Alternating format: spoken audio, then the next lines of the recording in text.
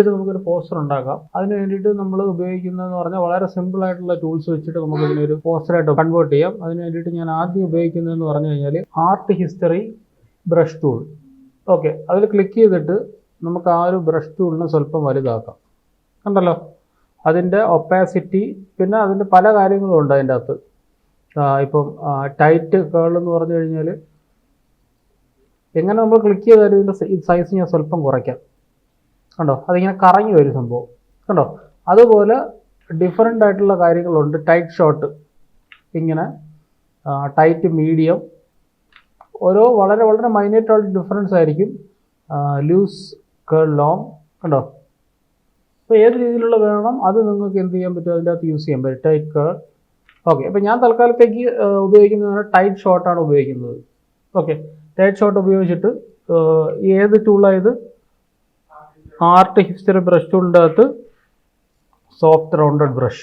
Okay, select ചെയ്ത് വലുതാക്കുന്നു, ഞാൻ അതിനെ പെയിൻറ്റ് ചെയ്യുന്നു.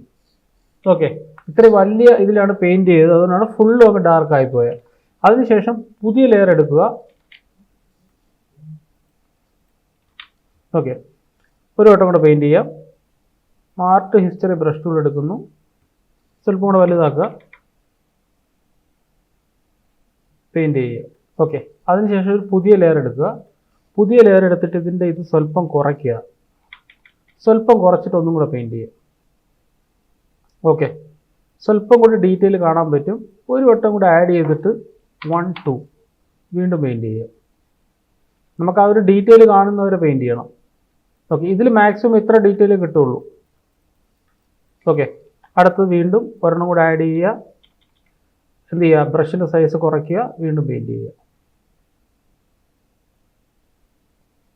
ഓക്കെ, മാക്സിമം എല്ലാ ഏരിയയും പെയിൻറ്റ് ചെയ്യാൻ നോക്കുക കേട്ടോ. അല്ലാന്നുണ്ടെങ്കിൽ ചിലപ്പോൾ അടുത്ത ലെയറിൽ പെയിൻറ്റ് ചെയ്യുമ്പോൾ ചിലപ്പോൾ അതിന് എഫക്റ്റ് ചെയ്യാം. ഓക്കെ, വീണ്ടും അടുത്ത ലെയർ ആഡ് ചെയ്യുന്നു. എന്ത് ചെയ്യുക, ഇതിനെ മാക്സിമം ചെറുതാക്കിയിട്ട് ആ ഒരു ഡീറ്റെയിലേക്ക് വന്നിട്ട് വീണ്ടും പെയിൻറ്റ് ചെയ്യുക. ഓക്കെ, ഇപ്പോൾ ആ ഒരു ഷർട്ടും ആ ഒരു ഏരിയ എല്ലാം നമ്മൾ ചെറുതായിട്ട് കണ്ടു തുടങ്ങിയിട്ടുണ്ട്. വീണ്ടും ഒന്നും കൂടെ ആഡ് ചെയ്യുക. ആഡ് ചെയ്തിട്ട് വീണ്ടും പെയിൻറ്റ് ചെയ്യുക. സ്വല്പം കൂടെ ചെറുതാക്കിയിട്ട് പെയിൻറ്റ് ചെയ്ത് തുടങ്ങുക. ഓക്കെ, അപ്പോൾ എന്താണ്, ആ ഒരു ഡീറ്റെയിൽ നമുക്കിവിടെ കാണാൻ പറ്റും. ഇതാ. ഓക്കെ, ഈ ഏരിയ എല്ലാം ഞാൻ പെയിൻറ്റ് ചെയ്യണേ. കംപ്ലീറ്റ് ഏരിയയും പെയിൻറ്റ് ചെയ്യുക. ഓക്കെ, ഇവിടെ കംപ്ലീറ്റ് ആയിട്ട് പെയിൻറ്റ് ചെയ്തു. ഈ ഏരിയയും കംപ്ലീറ്റ് ആയിട്ട് പെയിൻറ്റ് ചെയ്തു. ഓക്കെ, വീണ്ടും ഒന്നും കൂടെ ആഡ് ചെയ്യുക. വീണ്ടും ഇതിൻ്റെ ഇത് സ്വല്പം ചെറുതാക്കിയ ശേഷം വീണ്ടും ആ ഒരു ഡീറ്റെയിൽ കാണത്തക്ക രീതിയിൽ കുറച്ചും കൂടെ പെയിൻറ്റ് ചെയ്യുക. ഓക്കെ, ഇത്രയും ഡീറ്റെയിൽ കാണത്തക്ക മതി. ഇപ്പോൾ ഏകദേശം ആളിനെ കാണത്തക്ക രീതിയിലായി. ഓക്കെ, ഇനി എന്ത് ചെയ്യാന്ന് പറഞ്ഞു കഴിഞ്ഞാൽ നമ്മുടെ ഓരോ ലെയറായിട്ട് ഓഫ് ചെയ്ത് കഴിഞ്ഞാൽ കണ്ടോ, ഓരോ ലെയറായിട്ട് ഓഫ് ചെയ്ത് കഴിഞ്ഞാൽ ഓരോ ആംഗിളിൽ നിന്നും നമുക്കിത് പോവും. നമ്മൾ കൂടുതൽ കോൺസെൻട്രേറ്റ് ചെയ്തിരിക്കുക ഏത് ഏരിയയാണ്, അല്ലെങ്കിൽ പെയിൻറ്റ് കൂടുതൽ വന്നിരിക്കുന്ന ഏത് ഏരിയയിലാണെന്ന് നോക്കിക്കഴിഞ്ഞാൽ ഹൈഡ് ചെയ്ത് പോകുമ്പോൾ ആ ഏരിയ ആയിരിക്കും നമുക്ക് കാണാൻ പറ്റുന്ന കൂടുതലായിട്ട്. ഓക്കെ, ഞാനിപ്പോൾ സെലക്ട് ചെയ്തിട്ട് നോർമൽ മാറ്റിയിട്ട് ഓവർലേ കൊടുത്തു കഴിഞ്ഞാൽ കണ്ടോ ഈ ഒരു എഫക്റ്റ് വരും. കണ്ടോ, ഇത് നോർമലാണ്. ഇതിപ്പോൾ ഓവർലേ ആക്കി കഴിഞ്ഞാൽ ഈ ഒരു എഫക്റ്റ് വരും. വീണ്ടും ഇതിനെ സെലക്ട് ചെയ്ത് ഞാൻ വീണ്ടും വേറെ ഏതെങ്കിലും ഒരു എഫക്റ്റ് കൊടുക്കാം. സോഫ്റ്റ് ലൈറ്റോ എല്ലാം കൊടുത്താൽ, അല്ലെങ്കിൽ ഹാർഡ് ലൈറ്റ് കൊടുത്ത് നോക്കുക, അപ്പോൾ ഈ ഒരു എഫക്റ്റ് വരും. അപ്പോൾ ഏതാണെന്ന് വേണ്ടത് നിങ്ങൾക്കത് ഉപയോഗിക്കാം. ഓക്കെ, സോഫ്റ്റ് ലൈറ്റ് ഞാൻ റിമൂവ് ചെയ്തു. ഇവിടെ ക്ലിക്ക് ചെയ്ത് ഓവർലേ ഞാൻ റിമൂവ് ചെയ്തു. ഓക്കെ, അപ്പോൾ ഞാൻ തൽക്കാലം ഇതിൻ്റെ അകത്തൊരു ഓവർലേ ഇട്ടേക്കാം. ഓക്കെ, കുറച്ചും കൂടെ ഒന്ന് ബ്രൈറ്റർ ആവും സംഭവം. ഓക്കെ, ഇനി നമ്മൾ ചെയ്യാൻ പോകുന്നതെന്ന് പറഞ്ഞു കഴിഞ്ഞാൽ ഈ ഒരു ഓവർലേ ഓഫ് ചെയ്ത് കഴിഞ്ഞാൽ കണ്ടോ, ഓൺ ആക്കി കഴിഞ്ഞാലുള്ള പ്രശ്നം എന്ന് പറഞ്ഞാൽ കുറച്ചും കൂടെ ഡീറ്റെയിൽ നമുക്കിത് അതിൻ്റെ ഡീറ്റെയിലിൻ്റെ കുറച്ചും കൂടെ ഒരു ഹൈലൈറ്റ് നമുക്കിവിടെ ഈ ഏരിയക്കകത്ത് കിട്ടും. കണ്ടോ, ഇതില്ലെങ്കിൽ ഇങ്ങനെ ആയിരിക്കും, ഇതുണ്ടെങ്കിൽ കുറച്ചും കൂടെ ഡീറ്റെയിൽ നമുക്ക് കിട്ടും.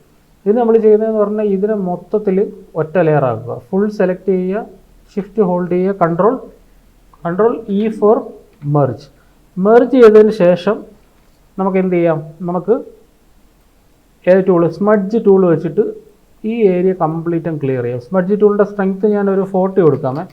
40 കൊടുത്തിട്ട് ബാക്കിയുള്ള ഏരിയ കംപ്ലീറ്റ് നമുക്കൊന്ന് പെയിൻറ്റ് ചെയ്യാം.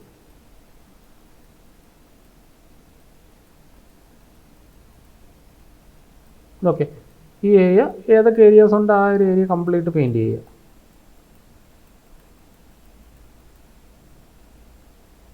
ഓക്കെ, ഈ ഏരിയ മാക്സിമം കുറച്ചിട്ട് പെയിൻറ്റ് ചെയ്യുന്നതായിരിക്കും നല്ലത്. ഈ ഏരിയ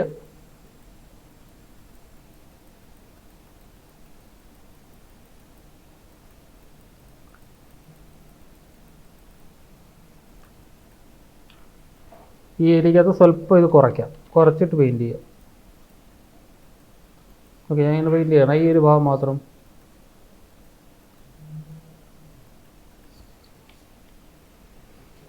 ഓക്കെ, അപ്പോൾ ഈ ഒരു ഭാഗത്തൊരു ചെറിയ പ്രശ്നം വന്നിട്ടുണ്ട്. അത് ഇവിടുത്തെ പ്രോബ്ലമാണ്. ഏത് ടൂളിലിട്ട്, ഈ ഒരു ടൂളിലിട്ട് തന്നെ അത് പെയിൻറ്റ് ചെയ്ത് കളയാമെന്നുള്ളതേ ഉള്ളൂ. വേറെ ടൂളിൻ്റെ ആവശ്യമില്ല. ഈ ടൂൾ വെച്ച് തന്നെ അതിനെ പെയിൻറ്റ് ചെയ്ത് കളയാമെന്നുള്ളതേ ഉള്ളൂ. വീണ്ടും ഞാനതിന് സെലക്ട് ചെയ്തു. ഓക്കെ, തൽക്കാലം ഇങ്ങനെ ഇരിക്കട്ടെ. ഇനി എന്ത് ചെയ്യാന്ന് വെച്ചാൽ ഇതിൻ്റെ അകത്ത് കുറച്ച് ഇൻറ്റൻസിറ്റി കൂടിപ്പോയി.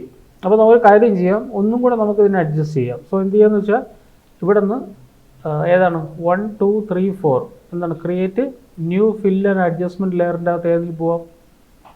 നമുക്ക് കളർ ലുക്കപ്പ് ജസ്റ്റ് ക്ലിക്ക് ചെയ്യുക. ഇതിൻ്റെ അകത്ത് കളർ ലുക്കപ്പ് ആഡ് ആവും. അതിനുശേഷം ഞാൻ ഇവിടെ സെലക്ട് ചെയ്യുന്നു. നിങ്ങൾക്ക് ഏത് കളർ വേണം ആ ഒരു കളറിലേക്ക് അതിനെ ബ്ലെൻഡ് ചെയ്യുക. ഓക്കെ, മൂവ് ചെയ്തിട്ട് ഏതാണ് നിങ്ങൾക്ക് വേണ്ട കളർ ആ ഒരു കളറിലേക്ക് ബ്ലെൻഡ് ചെയ്യുക. ഓക്കെ, അപ്പോൾ ഞാനിപ്പോൾ ഈ ഒരു കളറാണ് ഫിക്സ് ചെയ്യണമെന്ന് വെച്ചോ. ഈ ഒരു കളറാണ് ഫിക്സ് ചെയ്യുന്നത്. അതിനുശേഷം ഞാനൊരു PNG സേവ് ചെയ്ത് വെച്ചിട്ടുണ്ട്. PNG, ആ ഒരു PNG ബാക്ക്ഗ്രൗണ്ടിൻ്റെ കളർ ബ്ലാക്ക് ആയിരിക്കും. File place linked. ഞാൻ ഡൗൺലോഡ്സിൻ്റെ അകത്ത് പോയിട്ട് ഡെസ്ക്ടോപ്പിൻ്റെ അകത്ത് പോയിട്ട് ആ ഒരു ബ്ലാക്കിൽ വെച്ചിരിക്കുന്ന ആ ഒരു ഒബ്ജക്റ്റ് നമുക്ക് എടുക്കാം. ഓക്കെ, അതിന് വേണ്ടിയിട്ട് ഞാനൊരു ബ്ലഡ് ഹാൻഡ് റെഡ് എന്ന് പറഞ്ഞിട്ട് സംഭവം ഇവിടെ പ്ലേസ് ചെയ്യുക. ഓക്കെ, ഇതെങ്ങനെ കട്ട് ചെയ്യാം? ഇവിടെ സെലക്ട് ചെയ്യുക, റൈറ്റ് ക്ലിക്ക് ചെയ്യുക, റാസ്റ്ററൈസ് ചെയ്യുക, നോർമൽ മാറ്റിയിട്ട് എന്ത് കൊടുക്കാം? സ്ക്രീൻ കൊടുക്കാം. ഓക്കെ, അപ്പോൾ ഇതുമായിട്ട് റിലേറ്റ് ചെയ്യുമ്പോൾ ഇതിൻ്റെ അകത്ത് കുറച്ച് ഇൻറ്റൻസിറ്റി കുറവാണ് അല്ലേ? അപ്പോൾ ഇതിനെ നമുക്ക് താഴെ ഇട്ടാലോ? എന്നാലും വലിയ ലുക്ക് ആൻഡ് ഫീൽ ഇല്ല. അപ്പോൾ എഴുതിക്കോ, എഡിറ്റ് ഇമേജിൻ്റെ അകത്ത് അഡ്ജസ്റ്റ്മെൻറ്റ്സിൻ്റെ അകത്ത് നമുക്ക് വൈബ്രൻസ് എന്ന് പറഞ്ഞൊരു ഓപ്ഷൻ ഉണ്ട്. ഏതാണ്?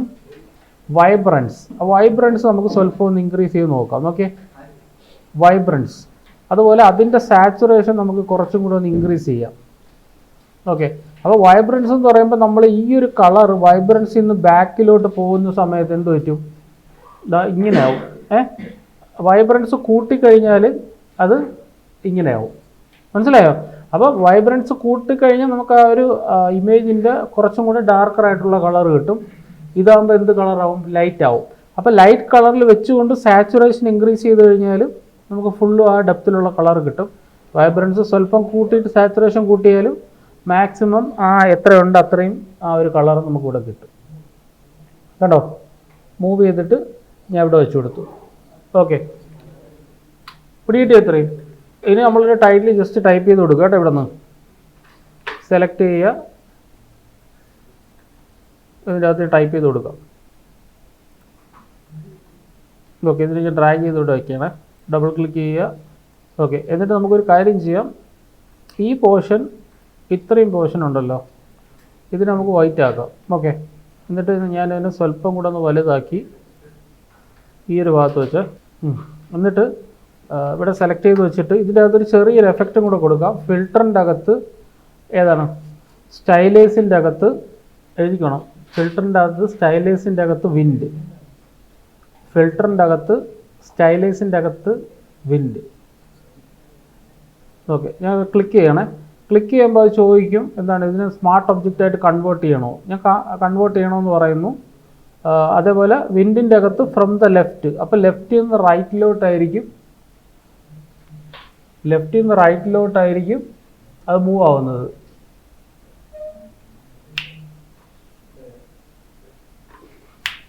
നീ കഴിച്ചേ ഇവിടെ വന്നിരിക്കും. അതാകുമ്പോൾ നിൻ്റെ പ്രശ്നം തീരും. ഞാൻ കുറേ സമയമായിട്ട് നോക്കിയാണ്. അവിടെ ഇരിക്കും.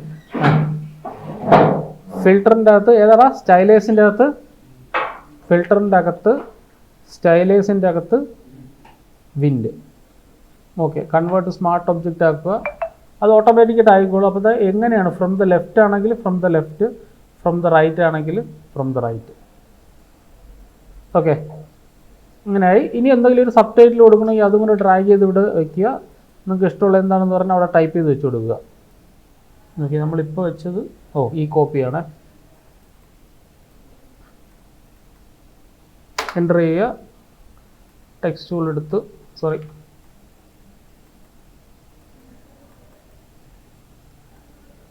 പിന്നെ ഡിലീറ്റ് ചെയ്തിട്ട് ഡബിൾ ക്ലിക്ക് ചെയ്യുക. ഒന്നുകൂടെ എടുക്കാം. ഓൾട്ട് ഹോൾഡ് ചെയ്യുക, ഒരു കോപ്പി എടുക്കുക,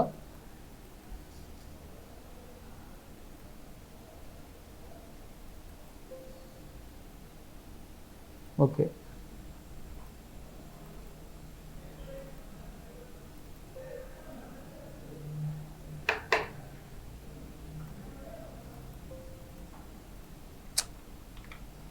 ഒരു കാര്യം ചെയ്യാം, നമുക്കൊന്നും കൂടി ടൈപ്പ് ചെയ്യാം. കാരണം എന്ന് വെച്ചാൽ ഇത് ഒറിജിനൽ ആയതുകൊണ്ട് ബഗ്ഗാണിത്. ബീറ്റയാണ് ഞാൻ ഉപയോഗിക്കുന്നത്, അതാണ് പ്രശ്നം.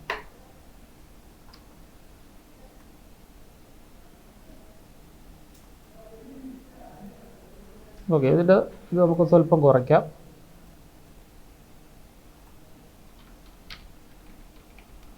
ഓക്കെ, ഇങ്ങനെ ടൈപ്പ് ചെയ്ത് എന്തെങ്കിലും ടാഗ് പോലെ ടൈപ്പ് ചെയ്തിട്ട് ഡബിൾ ക്ലിക്ക് ചെയ്തിട്ട് ഈ ഭാഗം മാത്രം സെലക്ട് ചെയ്തിട്ട് ഈ ഭാഗം ഞാൻ വൈറ്റായി കൊടുത്തേ. ഓക്കെ, ഇതിനെ മൂവ് ചെയ്യുക, നല്ലോണം സ്കെയിൽ ചെയ്യുക, ഡ്രാഗ് ചെയ്യുക, ഈ ഒരു ഭാഗത്ത് വെച്ച് കൊടുക്കുക. ഓക്കെ, അപ്പോൾ ഏതൊക്കെ ടൂളാണ് യൂസ് ചെയ്തിട്ടുള്ളത്? 2 ടൂളാണ് നമ്മൾ യൂസ് ചെയ്തിട്ടുള്ളത്. ഏതൊക്കെയാണ്? ഒന്ന് ഏതാണ്? ആർട്ട് ഹിസ്റ്ററി ടൂളും സ്മഡ്ജ് ടൂളും. കുറച്ച് സമയം കൂടി വരുന്ന കുറച്ചും കൂടെ നല്ല ഡീറ്റെയിൽ ആയിട്ടുള്ള സംഭവം നമുക്ക് കിട്ടും കേട്ടോ. ഞാനിപ്പോൾ ചുമ്മാ ജസ്റ്റ് ഇങ്ങനെ വെച്ചെന്നേ ഉള്ളൂ. വേണമെങ്കിൽ ബാക്കിയുള്ള ടൈറ്റിലും കാര്യങ്ങളൊക്കെ വെക്കാം, പക്ഷെ ഇത് പോകരുത്. അതേപോലെ ഈ കൈയുടെ ഒരു സംഭവം ഉണ്ടല്ലോ, ഇത് വേണമെങ്കിൽ മൂവ് ചെയ്ത് ഈ അകത്തോ അങ്ങനെ വല്ല മാസ്കോ എല്ലാം ചെയ്തോ പെയിൻറ്റ് ചെയ്തോ അങ്ങനെ എന്തെങ്കിലും നിങ്ങളുടെ ക്രിയേറ്റിവിറ്റി അനുസരിച്ച് അവിടെയും നമുക്ക് അഡ്ജസ്റ്റ് ചെയ്യാം.